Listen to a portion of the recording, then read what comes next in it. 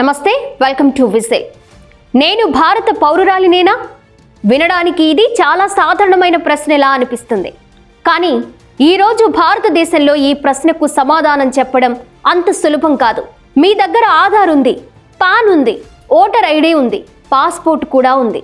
ప్రభుత్వానికి మీ వేలి ముద్రలు తెలుసు, మీ కంటి రెటీనా తెలుసు, మీ పన్నుల వివరాలు కూడా తెలుసు, మీ బ్యాంకు ఖాతాలు తెలుసు. కానీ మీరు భారత పౌరుడివని మాత్రం ఇవేమీ ఖచ్చితమైన ఆధారం కావని కోర్టులు చెబుతున్నాయి. అయితే ఒక భారతీయుడు తన పౌరసత్వాన్ని ఎలా నిరూపించాలి? 78 ఏళ్ల స్వాతంత్ర్యం తరువాత కూడా ఈ దేశంలో ఒక పౌరుడు తన దేశానికి నేను భారతీయుడినే అని నిరూపించుకోవాల్సిన పరిస్థితి ఎందుకొచ్చింది? ఇది కేవలం చట్టపరమైన చర్చ కాదు. ఇది ప్రతి భారతీయుడు ఆలోచించాల్సిన జాతీయ ప్రశ్న. ఈరోజు ఈ ప్రశ్నకు సమాధానం వెతికే ప్రయత్నం చేద్దాం.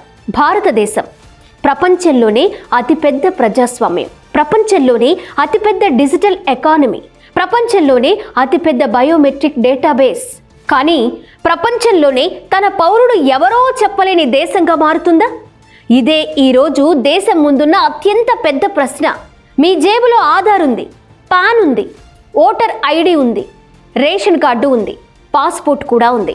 ప్రభుత్వం మీ వేలి ముద్రలు తీసుకుంది, మీ కంటి గుడ్డు స్కాన్ చేసింది, మీ మొబైల్ నంబర్ తెలుసు, మీ బ్యాంకు ఖాతా కూడా తెలుసు, మీ ఆదాయం తెలుసు, మీ పన్ను వివరాలు కూడా తెలుసు, మీరు ఎక్కడ ఉంటారో తెలుసు, మీ కుటుంబం ఎవరో తెలుసు, మీరు ఏ విమానంలో ప్రయాణించారో తెలుసు. కానీ మీరు భారత పౌరుడో కాదో మాత్రం తెలియదట.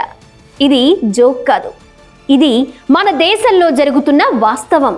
ఒక్కసారి పాస్పోర్ట్ గురించి ఆలోచించండి. భారత ప్రభుత్వం మీకు పాస్పోర్ట్ ఇస్తుంది, అందులో అశోక చక్రం ఉంటుంది. భారత ప్రభుత్వం ప్రపంచ దేశాలకు చెబుతుంది, ఈ వ్యక్తి భారతదేశానికి చెందినవాడు, దీనికి రక్షణ ఇవ్వండి. ప్రపంచం మొత్తం నమ్ముతుంది. కానీ ఆ పాస్పోర్ట్ జారీ చేసిన భారత ప్రభుత్వమే ఇది పౌరసత్వానికి అంతిమ ఆధారం కాదు అంటుంది. ఇంతకంటే పెద్ద పరిపాలనా వైరుధ్యం ఇంకేమైనా ఉంటుందా? ఆధార్ కోసం దేశ ప్రజల వేలి ముద్రలు తీసుకున్నారు, కంటి రెటీనా స్కాన్ చేశారు, వేల కోట్ల రూపాయలు ఖర్చు చేశారు, ఒకే గుర్తింపు అని చెప్పారు. ప్రతి పనికి ఆధార్ తప్పనిసరి చేశారు. బ్యాంక్, గ్యాస్, పెన్షన్, ట్యాక్స్, ఆస్తి, విమాన ప్రయాణం అన్నిటికీ ఆధార్. కానీ నువ్వు భారతీయుడివా అంటే ఆధార్ పనికిరాదు, పాస్పోర్ట్ పనికిరాదు. అయితే దేశం వేల కోట్లు ఎందుకు ఖర్చు చేసింది? ఓటర్ ఐడి ఓటు వేయడానికి సరిపోతుంది, కానీ నువ్వు భారత పౌరుడు అని చెప్పడానికి మాత్రం సరిపోదట. ఓటు వేయడానికి భారతీయుడివి, పౌరసత్వం నిరూపించడానికి మాత్రం భారతీయుడివి కాదా? Pan card. ప్రభుత్వానికి నీ జీతం తెలుసు, నీ వ్యాపారం తెలుసు, నీ ఆస్తులు తెలుసు, నీ బ్యాంకు లావాదేవీలు తెలుసు, నీ ప్రతి రూపాయి తెలుసు. కానీ నువ్వు భారతీయుడివా? అది మాత్రం తెలియదట.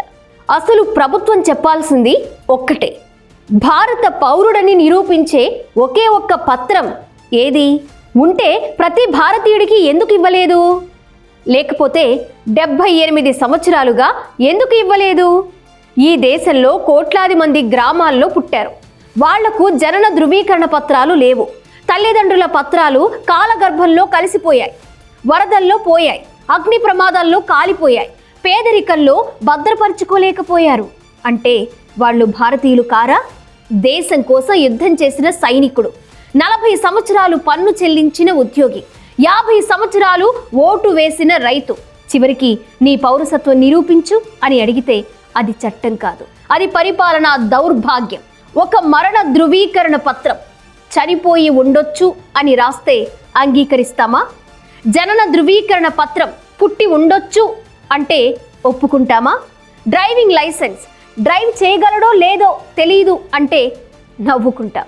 కానీ పాస్పోర్ట్ మాత్రం ప్రపంచానికి భారతీయుడని చెబుతుంది, స్వదేశంలో మాత్రం ఇంకా నిరూపించు అంటుంది. ప్రశ్న న్యాయస్థానాలకు కాదు, ప్రశ్న ప్రభుత్వానికి. దేశ పౌరుడిని గుర్తించే వ్యవస్థను 78 సంవత్సరాల్లో కూడా ఎందుకు నిర్మించలేకపోయింది? అంటే అది పౌరుడి వైఫల్యం కాదు, అది భారత పరిపాలనా వ్యవస్థకు 78 ఏళ్ల తర్వాత కూడా మిగిలిపోయిన అతిపెద్ద ప్రశ్న. ప్రపంచం నన్ను భారతీయుడిగా గుర్తిస్తోంది. నా పాస్పోర్ట్ నన్ను భారతీయుడని చెబుతోంది. నా ఓటు భారత ప్రభుత్వాన్ని ఏర్పాటు చేస్తోంది. నా పన్నులతో ఈ దేశం నడుస్తోంది. కానీ నా ప్రభుత్వమే అడుగుతోంది, నువ్వు భారత పౌరుడివని నిరూపించు. ఇది ఒక వ్యక్తి సమస్య కాదు, ఇది 140 కోట్ల భారతీయులు సమాధానం కోరాల్సిన ప్రశ్న.